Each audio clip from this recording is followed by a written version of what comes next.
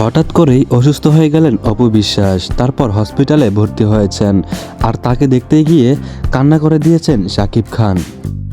কি হয়েছে অপু বিশ্বাসের, কিভাবে হয়েছে, চলুন একটু বিস্তারিত আলোচনা করা যাক। হঠাৎ করেই অপু বিশ্বাস অসুস্থ হয়ে গেলেন, তারপরে তাকে হসপিটালে নিয়ে যাওয়া হয়।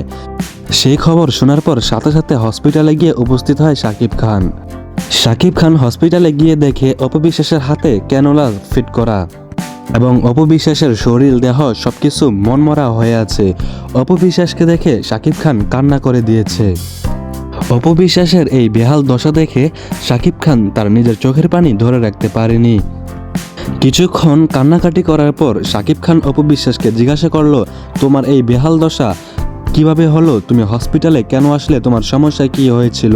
তখন অপু বিশ্বাস জবাবে বলে, আমি হসপিটালে এসেছি, হঠাৎ করে আমার পেটের মধ্যে ব্যথা শুরু হয়, তারপরে আমি হসপিটালে এসে ভর্তি হয়েছি। আমি পেটের ব্যথা সহ্য করতে পারতেছিলাম না, ডক্টর বলেছে পেটে কোনো প্রবলেম আছে, তাই হসপিটালে ভর্তি হতে হয়েছে আমাকে। তারপর শাকিব খান এবং অপু বিশ্বাস একসাথে বসে অনেকক্ষণ কথা বলে তারা হসপিটালের মধ্যে। এই বিষয়টি যখন সোশ্যাল মিডিয়াতে এসেছে, সবাই এই বিষয়টি নিয়ে অনেক আলোচনা এবং সমালোচনার সৃষ্টি করেছে।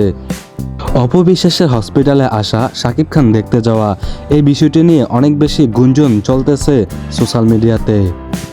আমরা যখন এই বিষয়টি জানতে পেরেছি তখন আপনাদের মাঝে ভিডিও বানিয়েছি। আসলে অপু বিশ্বাস হসপিটালে ভর্তি, শাকিব খান অপু বিশ্বাসকে দেখতে গিয়েছে, এই বিষয়টি একটি গুঞ্জনের মাধ্যমেই উঠে এসেছে।